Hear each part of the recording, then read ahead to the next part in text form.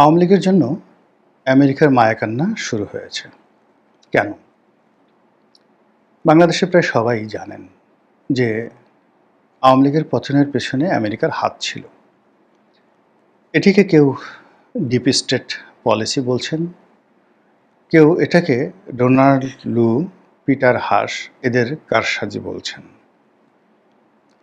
কেউ এটাকে মৃদু সেনা অভ্যুত্থান বলছেন, আর অনেকেই সেনাবাহিনী, জনতা, ছাত্র সকলের একটা সম্মিলিত প্রচেষ্টা বলছেন। What ever maybe, Awami League পতনের পর আওয়ামী লীগের প্রায় সব লোক তারা সেই ডোনাল্ড লু, deep state policy, George Saroj এবং তাদের সঙ্গে ছোটন গ্যাং, এই যে জিনিসগুলোর সামনে চলে এসেছে, এটাই এখন আওয়ামী লীগের নেতাকর্মীরা মূল্যায়ন করার চেষ্টা করছেন যে এটি কারা হলো এবং এই ঘটনার সঙ্গে আওয়ামী লীগের অভ্যন্তরে কারা কারা জড়িত, আমলাতন্ত্রে কারা কারা জড়িত, মিলিটারিতে কারা কারা জড়িত, এবং সেভাবে তারা কিন্তু প্রস্তুতি নিচ্ছেন রাজনীতিতে ফেরার জন্য। ইতিমধ্যে রাজনীতিতে নানা রকম শূন্যতা তৈরি হয়েছে, আর সেই শূন্যতার প্রেক্ষিতে একটা ভালো নির্বাচন, একটি স্ট্যাবল গভর্নমেন্ট এবং আমেরিকা যে স্বার্থগুলো চাচ্ছে সেই স্বার্থগুলো সংরক্ষণ করা একেবারে অসম্ভব হয়ে পড়েছে। এজন্য আওয়ামী লীগকে ছলে বলে কৌশলে নির্বাচনে আনার জন্যে, রাজনীতির মূল ধারায় আনার জন্য নানা রকম চেষ্টা এবং তদবির তারা চালিয়ে যাচ্ছে গত ৩ মাস ধরে। বহু বৈঠক বাংলাদেশে হচ্ছে গোপনে, বহু বৈঠক বিভিন্ন স্পর্শকতার জায়গাতে হচ্ছে, এবং আমরা যে জিনিসগুলো দৃশ্যমান দেখেছি, যেগুলো অস্বাভাবিক, যেমন প্রধান উপদেষ্টা ডক্টর মোহাম্মদ ইউনূসের সঙ্গে প্রধান বিচারপতির সাক্ষাৎ, তারপর সেনাবাহিনী প্রধানের সঙ্গে মির্জা ফখরুলের সাক্ষাৎ, এই জিনিসগুলো অস্বাভাবিক। রাষ্ট্রদূতদের সঙ্গে বা বিদেশি কূটনীতিবিদ যারা আছেন তাদের সঙ্গে প্রধান বিচারপতির সাক্ষাৎ, প্রধান নির্বাচন কমিশনের সাক্ষাৎ, বাংলাদেশ থেকে উড়ে গিয়ে মার্কিন রাষ্ট্রদূত ইংল্যান্ডে গিয়ে বা লন্ডনে গিয়ে তারেক রহমান সাহেবের সাক্ষাৎ, আবার ডক্টর মোহাম্মদ ইউনূসের সঙ্গে তারেক রহমান সাহেবের সাক্ষাৎ, এই জিনিসগুলো রাজনীতির অস্বাভাবিক, এবং এই অস্বাভাবিকতা তখনই ঘটে যখন কেউ অস্বাভাবিক কিছু করতে চায়। এই কারণে আমেরিকা চাচ্ছে যে এখানে একটা সন্তোষজনক নিষ্পত্তি হোক।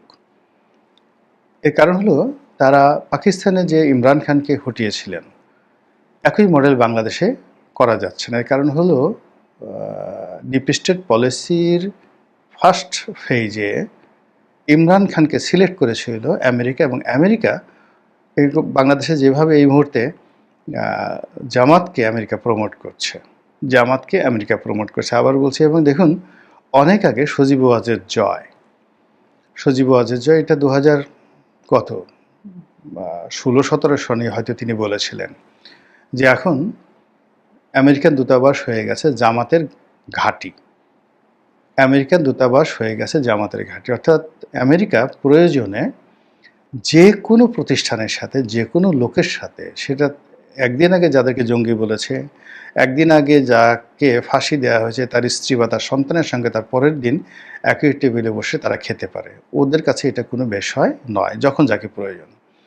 ফলে গত 14 মাসে আমেরিকা সর্বোচ্চ চেষ্টা করেও এই পাকিস্তান মডেলে একটি রাষ্ট্র তৈরি করার জন্য, একটি সরকার গঠন করার জন্য, একটি নির্বাচন অনুষ্ঠানের জন্য প্রাণান্ত চেষ্টা করে এখন বলতে গেলে শূন্যের কোঠায় চলে এসছে। এটা সম্ভব নয়।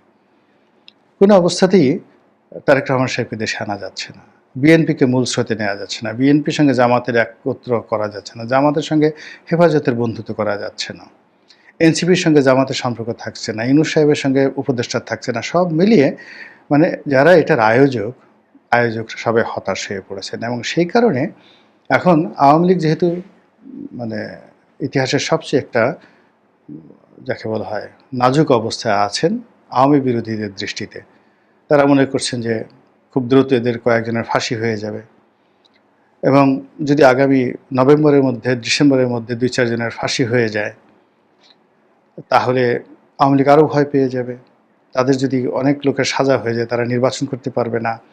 তো এরকম একটা দুর্বল অবস্থায় যখন আওয়ামী লীগকে ভালো একটি প্রস্তাব দেওয়া হবে, তখন আওয়ামী লীগ সেটা গ্রহণ করবে। কিন্তু আওয়ামী লীগ তো জানে যে অতীতে আমেরিকান পলিসি এবং ভারতের যে পলিসি, সেই পলিসি অনুযায়ী শেখ হাসিনা কীভাবে বিরোধী দলকে হ্যান্ডেল করেছে, এটা শেখ হাসিনা ভালো করে জানে। যেমন 2018 সালের নির্বাচন, তো 2018 সালের নির্বাচন, 2014 সনের নির্বাচন, এই পুরো নির্বাচন, অর্থাৎ এই নির্বাচনে যেন বিএনপি অংশগ্রহণ না করে 2014 সনে, এটা পশ্চিমাদের একটা মন্ত্রণা ছিল ভারতের প্ররোচনা এবং শেখ হাসিনাকে একটা ওয়াকওভার দেওয়ার জন্য। বিএনপি বুঝতে পারেনি, শেখ হাসিনা জানে আমেরিকা এই কাজগুলো করে। আবার 2018 সনে শেখ হাসিনাকে আইনগতভাবে শক্তিশালী করার জন্য সমস্ত রাজনৈতিক দলকে একত্র করে নির্বাচনে যে আনা হলো, এটার পেছনে আমেরিকার একটা পলিসি ছিল শেখ হাসিনার পক্ষে। সেটা শেখ হাসিনা ভালো করে জানে। আর 2024 সনে কি ঘটেছে সেটাও শেখ হাসিনা ভালো করে জানে। তো কাজেই তিনি বা তার দল একটা রাবার স্ট্যাম্প হবে এবং আমেরিকার এজেন্ডা বাস্তবায়ন করার জন্য সংসদে 30 জন, 40 জন, 50 জন এমপি পাঠিয়ে হৈহুল্লোড় করবে। আর মামলা মোকদ্দমা একই সঙ্গে চলতে থাকবে, জেল ফাঁস একসঙ্গে চলতে থাকবে, আবার পার্লামেন্টেও একসাথে যাবে। অর্থাৎ 2018 সনের নির্বাচনে যে 6-7 জন এমপি বা 6 জন এমপি সংসদে পাঠিয়ে বিএনপির যে করুণ দশা হয়েছিল, ঠিক আওয়ামী লীগের জন্য ওইরকম একটা করুণ দশা তৈরি করার ক্ষেত্রে আমেরিকা এই মুহূর্তে যে চেষ্টা চালাচ্ছে, এটা আওয়ামী লীগের টপ টুলো সবাই বুঝতে পারছে।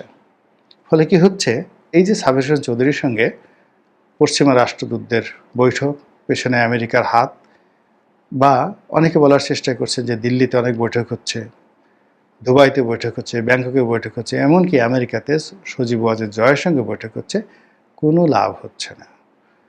আওয়ামী লীগ যেটা মনে করছে যে না, তাকে যদি সাস্টেন করতে হয় তাহলে লড়াই করে সংগ্রাম করে সাস্টেন করতে হবে, আর যদি তাদের শেষ হয়ে যেতে হয় তাহলে জুলুম অত্যাচারে তাদেরকে শেষ হয়ে যেতে হবে। মাঝামাঝি কোনো কিছু হলে তাদের এখন যতটুকু আছে এর কিছুই থাকবে না।